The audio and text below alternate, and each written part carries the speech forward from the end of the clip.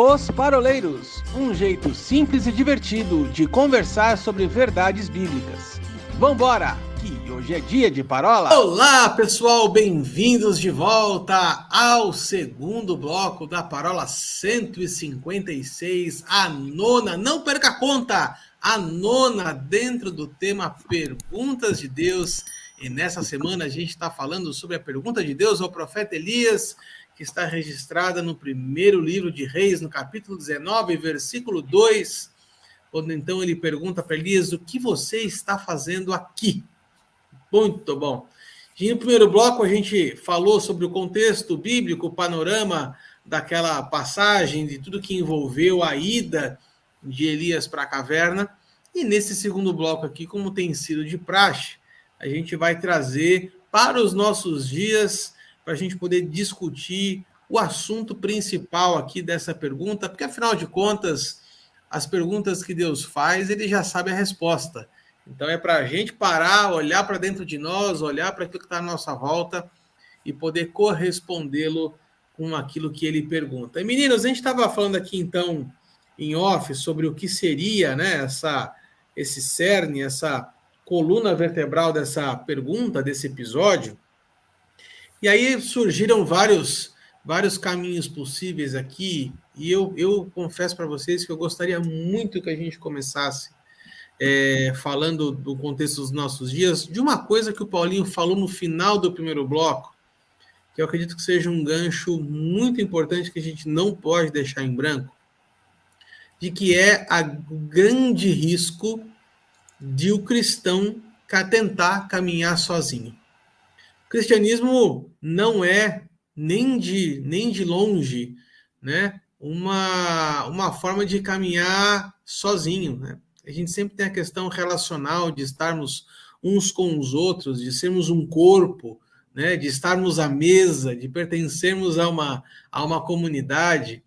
Fica muito claro para mim, meninos, e acredito que para vocês também, o fato de que todo aquele que se isola, né, o próprio texto de Provérbios vai falar, não vou lembrar agora qual capítulo, mas aquele que se isola, ele tenta contra a sabedoria e busca os próprios interesses. Tentar caminhar sozinho é um sinal claro de insensatez. Pelo menos é assim que eu consigo enxergar. Dentro da realidade pastoral de vocês hoje, como é que a gente pode tratar o fato das pessoas insistirem, muitas vezes, de dizer assim: eu não preciso de um grupo, eu não preciso de uma igreja, eu creio em Deus, eu consigo caminhar sozinho. Como é que vocês enxergam isso pastoralmente? Bom, uma coisa que eu já percebi no Ministério Pastoral, e eu gosto de pensar nessa perspectiva a partir do Ministério Pastoral, porque aquilo que eu faço reflete numa igreja inteira, né? Então, eu gosto de olhar por esse ponto de vista. O que eu percebi já no Ministério Pastoral é que eu não consigo pastorear sozinho, né? E eu sou muito franco com a minha igreja e de uma maneira muito especial com os meus líderes, principalmente aqueles líderes-chave, né? A liderança de discipulado, liderança que é um braço do meu ministério na igreja, onde o meu braço não alcança, eu tenho quem alcança, né? Então eu entendo que o tentar caminhar sozinho é fadar a sua igreja a um tamanho limitado, a uma relevância limitada na vida das pessoas, a um grau de transformação limitado na vida dos discípulos, né? Por quê? Porque é um pressuposto até mesmo confrontador ao modelo que Jesus estabeleceu. A palavra diz em Marcos capítulo 3, verso 14, que Jesus chamou 12 para andar com ele e depois os enviar para pregar. Eu costumo dizer que tem 3 anos e meio de história contada em Marcos 3,14. Porque o chamar 12 para andar com ele diz respeito ao começo do ministério. Enviar para pregar diz respeito ao final do ministério de Jesus em carne. Ou em carne, não, presente, né, ali fisicamente com os discípulos. Então tem 3 anos e meio de história aqui. Mas Jesus chama esses caras para quê? Para andar junto, para relacionamento, para proximidade. E isso é fantástico. Jesus precisava de gente para caminhar com ele. Ele precisava de torcida para ele conseguir salvar o mundo? Não, ele não precisava de torcida. Tanto que, na hora do ato da salvação, a torcida não estava lá. Na hora da cruz do Calvário, Pedro estava fugindo e negando. Só temos notícia de João, que estava ali chorando no pé da cruz e abraçando a Maria, né? Então nós não sabemos onde o restante da torcida, e o Judas que tinha ido se enforcar. A gente não sabe onde o restante da torcida estava. Então definitivamente Jesus não queria uma torcida para acompanhá-lo nos momentos ministeriais dele, né? Então por que ele chama essa turma? Para passar para nós uma lição, que eu acho que quem absorve bem essa lição e transmite essa lição bem absorvida e bem mastigada para nós é o próprio apóstolo João. Lá no capítulo 1, verso 16 do evangelho dele, João ele diz assim: todos nós recebemos da sua plenitude. Eu acho lindo esse da sua plenitude, e ele precisa ser bem entendido. Nenhum cristão é o alecrim dourado que tem em si a plenitude de Cristo. Todos nós temos uma fatia disso. Todos nós temos uma parcela desta plenitude. Por isso está escrito: recebemos da sua plenitude, não a sua plenitude.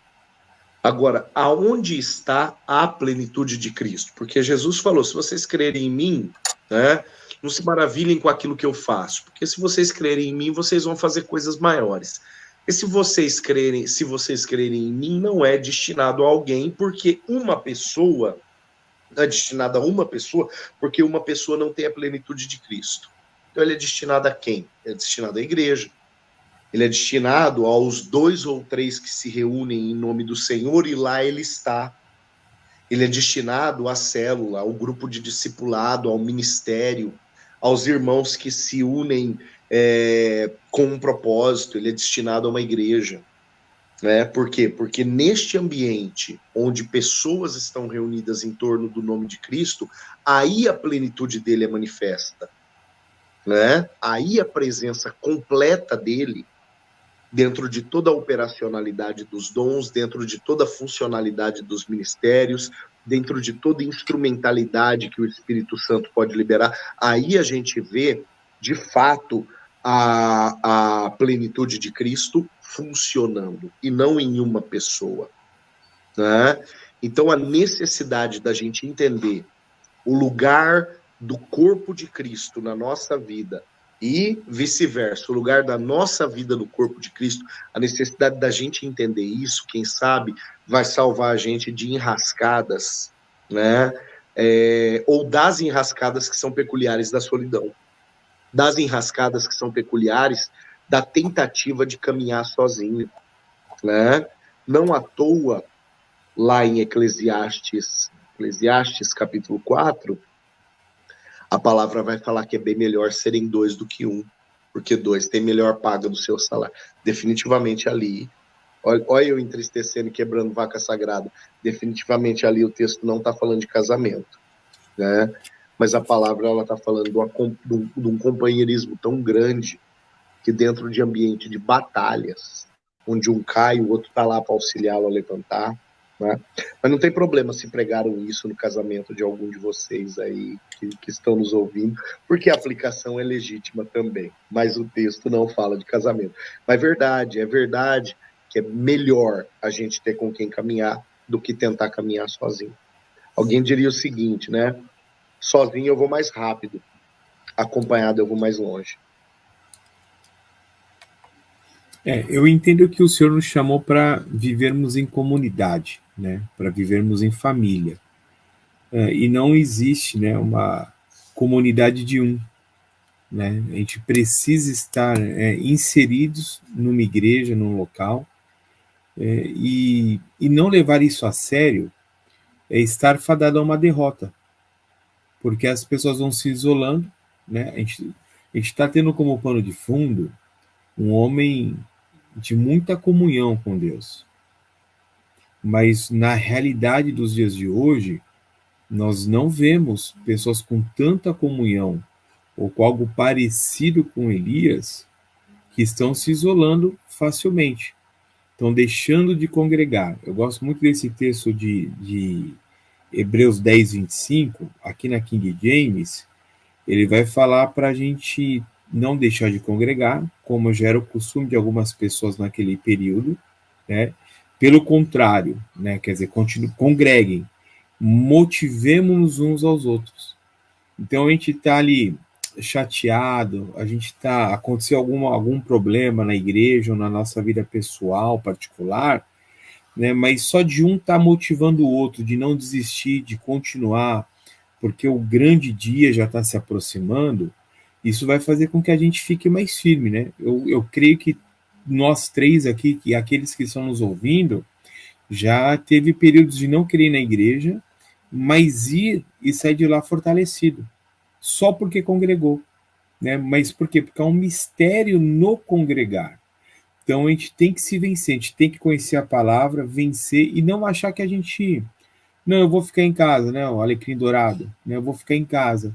Quer dizer, eu sou mais sábio do que o Criador, né? Eu sou mais sábio do que o próprio Deus, que já está me alertando, né? O Arthur citou Provérbios 18:1, quem se isola busca interesses egoístas, porque está pensando só nele, na situação dele, e aí se rebela contra a sensatez. Quer dizer, a gente precisa ter esse bom senso de que nós somos feitos para criar. E aí o Paulinho citou Eclesiastes, mas se a gente for lá para o Éden, né, qual que foi a frase de Deus? Não é bom que o homem viva só. Quer dizer, Deus olhou para Adão e falou assim, olha, ficar sozinho não é bom. Né? Não estou falando só em relação ao casamento, mas de companhia. Então nós precisamos ter irmãos do nosso lado, precisamos ser também ombro para esses irmãos, para poder estar consolando. E quando foi citado Eliseu de não abandonar Elias, e o moço, que não é citado o nome, acabou ficando na cidade que Elias pediu para ele ficar, eu fiquei pensando, graças a Deus pelos Eliseus. Porque muitas vezes no momento de crise, no momento de dificuldade, é que vai se mostrar as pessoas que estão realmente ao lado, né? Aquelas que se importam, que vão atrás, né? E não vão nos abandonar no momento de dificuldade. Mas é uma responsabilidade sobre nós, né? A gente ouve assim, muita gente fala assim, olha, eu não fui, mas ninguém me visitou. Mas a ordem em Hebreus é para a gente não deixar, não é para a pessoa que vai visitar, faz parte, mas quem tem que tomar o cuidado e ter zelo de não se isolar, somos cada um de nós, para evitar esse maior problema. Ele vai chegar uma hora, a gente abandona o evangelho, ou só vai no culto na hora da Santa Ceia, no dia de Santa Ceia, não é isso? Muita gente vai lá, renova a aliança e vai embora. Quer dizer, não renovou a aliança, ela muitas vezes está só se enganando. E a gente tem que tomar esse cuidado para fazer uma avaliação bíblica sobre as nossas vidas. Seria isso. Você vê, eu citei Provérbios 18:1, né, que você falou, mas tem um outro provérbio também que eu gosto muito, que é Provérbios 27:17. Diz assim, que como o ferro afia o ferro, assim o homem faz ao seu semelhante. Aliás, esse foi o tema da paródia de número 5, lá dos nossos primórdios, lá em 2020. Se você está curioso, corre lá depois para você assistir e conferir esse conteúdo. Mas, de fato... Eu era adolescente naquela época. Eu não sei se era adolescente, Paulinho, mas barba você não tinha. Mas a gente está falando aqui, né, de como é importante você ter alguém que te confronte de forma sadia, né? Porque o ferro afiando o ferro exatamente é um ferro contra o outro e não ambos na mesma direção, né? Como é importante a gente ter alguém em quem a gente possa confiar, em quem a gente possa se apoiar, em alguém que possa nos edificar, nos confrontar muitas vezes, e de fato isso é fundamental para a caminhada com Deus. E aí talvez, agora puxando para o segundo gancho, aqui talvez seja um dos grandes motivos pela qual Elias bateu na trave na missão que Deus tinha dado para ele, porque a gente vê aqui no começo do capítulo 19, logo depois da ameaça de Jezabel, que Elias ele vai para Berseba, né, vai para o sul de Israel, que é um terreno bastante desértico, e ele deixa o ajudante dele lá na cidade de Berseba e segue em direção ao deserto para o Monte Sinai. E aí nós estamos conversando em off aqui de que aparece um anjo para ele aqui, né, e diz assim, olha, come, te fortalece para que você possa suportar a jornada. Abrindo um parênteses bem importante aqui, na parola retrasada, quando a gente falou a parola sobre Manoá, a gente já falou a respeito da teofania e da cristofania, todas as vezes que aparece a expressão o anjo do Senhor com A maiúsculo. E nesse caso aqui, aparece o anjo do Senhor, mas é com A minúsculo. Então aqui não se caracteriza, né, nem uma teofania, nem uma cristofania. Mas, de fato, a gente entende que, de alguma forma, Elias estava sendo impelido para ir para aquela direção onde ele teria, então, o seu encontro com Deus no monte. Né? Aliás, o mesmo monte em que Moisés teve o seu encontro com Deus, né? Subindo lá no Monte Sinai e tal. Então, eu estava vendo as minhas anotações aqui, Paulinho, você falou Horebe e Sinai é o mesmo monte, tá? Então, exato. Era um monte, então naquele momento Deus estava impelindo Elias para subir ao monte e se encontrar com ele no mesmo monte em que Deus havia se encontrado com Moisés. Mas o fato de Elias ter deixado o seu ajudante em Berseba e ele caminha sozinho por 40 dias e 40 noites aqui, que é uma jornada bem longa, bem cansativa, Elias acaba batendo na trave. De que forma que ele bate na trave? Ele bate na trave indo para uma caverna, ao invés de ir para o monte, que era o que Deus esperava dele. Essa mudança de direção, essa alteração de objetivo, fez com que o encontro com Deus fosse bem diferente, né, Paulinho? Eu gosto dessa analogia, Arthur, dele bater na trave, né? Na linguagem do futebol, o chute foi na direção correta, mas não valeu ponto, né? Deixa eu só fazer um parêntese aqui antes de continuar. O Xandão falou, né, do sujeito dizer, eu sou mais santo que Deus, eu sei mais do que Deus. Eu corri aqui numa anotação que eu fiz na minha Bíblia, a Isaías capítulo 65, verso 5, quando a palavra diz assim, povo que diz, fica onde estás, não te chegues a mim, porque sou mais santo do que tu. És no meu nariz como fumaça de fogo que arde o dia todo. Quer dizer, aqui nós temos um sinal assim extremamente gritante da autossuficiência, né, de uma autossuficiência que era tanta que ela acabava se evidenciando através de um autojulgamento de uma santidade maior do que Deus, né? O sujeito julgando-se, ou auto-julgando-se, como mais santo do que o Senhor, né? Ou seja, como alguém que não precisa da intervenção de Deus. Estou dizendo que essa é a condição de Elias, mas só para corroborar com aquilo que o Xandão colocou, levando em consideração a fala dele.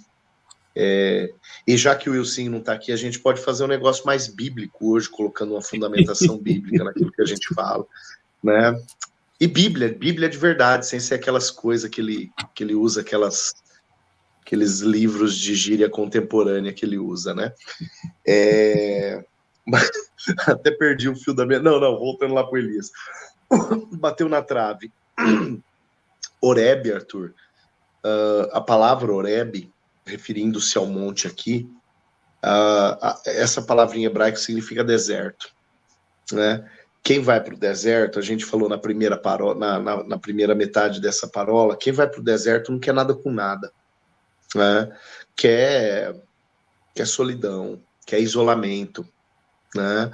E aí a gente vê isso de uma forma tão real que Deus está dizendo, olha, Deus está impelindo Elias mais uma vez a relacionamento, né? a base do ministério de um servo, de uma serva de Deus. E quando eu falo ministério aqui, eu estou falando da vida cristã, no caso dos cristãos, na vida com Deus dos ministros do Senhor no Antigo Testamento, homens e mulheres de Deus, enfim. Porque a caminhada com Deus é um ministério, independente de qual posição eu exerça na igreja. Se eu sou um crente do banco, a minha vida com Deus é um ministério, tá? Então eu quero partir dessa premissa. E Deus está chamando Elias para um resgate, quem sabe, dizendo assim, vamos, come e se alimenta, né, avisando através desse anjo, se alimenta aí, come e bebe, porque a jornada é longa, e você vai para o lugar do relacionamento, o lugar da revelação, você vai para o lugar no qual Deus se revelou para Moisés, né? E Elias então caminha 40 dias, 40 noites, quer dizer, a gente vê um mover sobrenatural acontecendo aqui, porque houve um render-se ao alimento que o Senhor havia dado. Só que quando ele chega em Horebe, quando ele chega no monte, ao invés de ele correr para o lugar do relacionamento, né, o que Moisés fazia? Moisés subia para o monte e ele ia lá no meio da fumaça de Deus.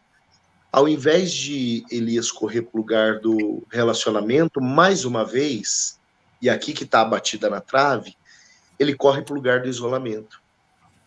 Ele arruma uma caverna e ele se enfia dentro dela. Cara, de que adianta eu estar no monte de Deus e me enfiar numa caverna? Vamos trazer para hoje? De que adianta eu estar numa igreja e não vivenciar uma dimensão de discipulado? Não vivenciar uma dimensão de pastoreio? Não abrir meu coração para a transformação necessária? Não compartilhar acerca daquilo que eu preciso, de áreas nas quais eu preciso ser transformado, áreas nas quais eu preciso ser tocado? De que adianta eu estar no meio da igreja, no meio da multidão, né? Às vezes até fazendo a coreografia da multidão, levantando a mão, cantando a música, me colocando de joelhos, às vezes até derramando uma lágrima, ou seja, eu estou movido pela coreografia da multidão. Mas no final das contas o meu coração não está nisso. No final das contas a minha alma não está envolvida com isso, né? Jesus tinha uma multidão em volta dele lá em João capítulo 6, e na hora que ele aperta o discurso sobre essa multidão, né, e ele diz assim, vocês dizem que vocês são herdeiros da bênção de Arão, mas vocês são interesseiros, vocês não são herdeiros coisa nenhuma. O povo não gosta desse discurso, e o povo começa a falar que o discurso de Jesus estava duro demais, que ninguém podia ouvir esse discurso, e o povo se levanta e vai embora. E aí Jesus vira para os discípulos, pergunta assim, vocês não vão também? E o Pedro fala assim, para onde que a gente vai, se só o Senhor tem palavra de vida eterna? Qual que é a diferença aqui, né, entre esses discípulos e a multidão que estava diante de Jesus? Porque todo mundo ouviu o mesmo discurso, né? Qual que é a diferença? A diferença é como estas pessoas estavam lá. A multidão bateu na trave, eles estavam na posição certa, mas na hora de ter o seu ego tocado, eles não saíram de dentro da caverna. Na hora de ter os seus interesses pessoais trazidos em um ambiente de confronto, eles não saíram de dentro da caverna. Para eles foi mais fácil sair de perto de Jesus do que de dentro da caverna. E permaneceram com a sua visão isolacionista, se enganando de que, de fato, aquilo que Xandão falou agora há pouco, né? Eu vou na igreja e tomo a ceia dizendo que eu estou reafirmando uma aliança. Que aliança? Se não existe uma aliança, eu estou comendo e bebendo condenação para mim, né? Conforme a própria palavra fala, em 1 Coríntios capítulo 11, 27, 28, 29, né? Estou comendo e bebendo maldição a partir do momento que eu estou me enganando, ou tentando me enganar, né? Então, o que diferencia aquela multidão que se levanta e vai embora dos discípulos que permanecem é justamente essa condição na qual as pessoas estavam ouvindo o que Deus tinha para dizer através de Cristo, né? Para eles que não estavam com o coração envolvido nisso, um discurso duro. para os discípulos que estavam completamente entregues a Cristo, persuadidos de quem Cristo era, o mesmo discurso conotava a palavra de vida eterna, né? Então, dá para bater na trave, dá para ir para Horebe e se enfiar numa caverna, dá para ir para a igreja e permanecer dentro de uma caverna do isolacionismo, né? Agora, posso enganar todo mundo, né? Para onde o Elias foi? Foi para Horebe. Vai girar no manto lá no Horebe, hein? Nossa, a coisa vai pegar fogo lá, né? Posso enganar todo mundo, querido. Né? Fulano tá indo para a igreja, tá lá dentro da igreja, sabe a coreografia, levanta a mão, chora, ajoelha, faz certinho, acha os textos na Bíblia, canta música de cor, né? Mas como é que tá o coração? Porque eu posso estar lá dentro com toda essa perspectiva isolacionista. Tem uma denúncia em Zacarias capítulo 5, se não me engano, que a palavra fala assim, acaso os jejuns que vocês fazem no 5º mês, no 7º mês, no 10º mês, deixa eu só ver se é isso mesmo. Esses jejuns, eles são por minha causa ou por causa de vocês mesmos? Né? Deixa eu só ter certeza da referência aqui. Zacarias. E aí eu já termino a minha fala. Zacarias capítulo 7, tá?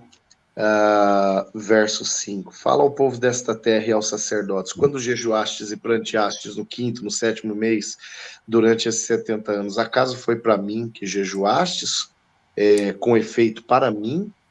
Depois ele pergunta no verso 6, quando comeis e bebeis, não é para vós mesmos que comeis e bebeis? É como se Deus perguntasse assim para nós. É a mim mesmo que você adora quando você diz que me adora? É para mim que você oferece culto quando você diz que oferece culto para mim? Né? Ou é para os seus próprios interesses? Então, Elias batendo na trave aqui é um baita de um recado para nós e para os nossos personalismos, gente. E que qualquer homem pode, né, Paulinho e Arthur, bater na trave, né? Se um homem dessa grandeza bateu na trave, quem sou eu, né? Comedor de arroz e feijão, né? Eu entendo que a gente volta aqui para aquele versículo de Provérbios que, acima de tudo, guarde o teu coração, né?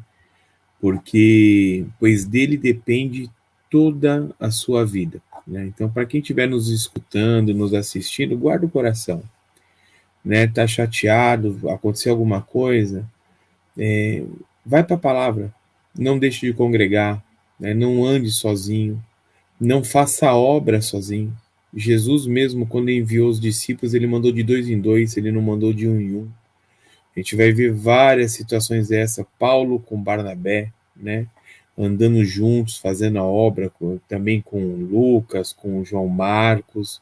Então nós vemos assim, não é para a gente ficar sozinho, né? Mais uma vez, porque quem se isola busca os seus próprios interesses egoístas, né? Então a gente tem que, talvez seja o momento da gente estar com essa parola reavaliando, né? Como a gente tem andado. A gente está se isolando, a gente está buscando uma comunhão maior, e isso vai ser tão somente uma submissão à vontade de Deus, nada além disso.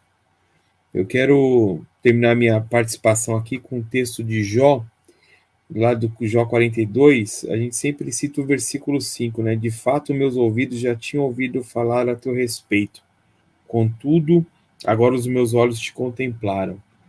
Mas eu nunca prestei tanta atenção antes. Jó falando com Deus, ele diz assim, então Jó abre seu coração diante de Deus e declara, sei que podes realizar tudo quanto desejares, absolutamente nenhuma das tuas ideias e vontades serão frustradas. Tu questionaste, Jó falando a respeito de Deus, quem é este que sem conhecimento obscurece o meu conselho? De fato falei do que não entendia, Jó assumindo, abordei assuntos sobremodo complexos sem a devida sabedoria. Tu ordenaste, agora vai, pois ouve-me e eu falarei. Eu te questionarei e tu me responderás. Então, para Jó chegar no versículo 5, que ele declara que agora os olhos dele viam a Deus, ele teve que assumir que ele muitas vezes agiu sem sabedoria nenhuma. E nós nos isolarmos com tudo que foi citado nessa parola é agir sem sabedoria. Agora, se a gente olhar, o senhor quer que eu congregue, o senhor quer que eu esteja com os meus irmãos, com a família da fé, por mais que eu não queira, eu estou vencendo a minha carne, e aí, de fato, estou andando no Espírito e na vontade de Deus. Uau! Bom, chegamos então ao final da parola 156, a nona dentro do tema Perguntas de Deus, essa parola que foi cavernosa, meus senhores. Muito bom, foi muito bom estar com vocês mais uma vez. Para você que nos acompanha, você que nos assiste, você que nos ouve, nosso muito obrigado. E o tema não para, tem muito mais parola e muito mais pergunta pela frente. Já deixa o seu joinha aqui, compartilha esse vídeo com muitos contatos para que o YouTube acabe passando para mais pessoas. Se você gosta de formato de podcast, a gente está no Deezer, no Spotify e também na Amazon Music. Siga-nos no Facebook, no Instagram. Um grande abraço para vocês e até semana que vem com mais uma Pergunta de Deus. Grande abraço. Tchau, tchau.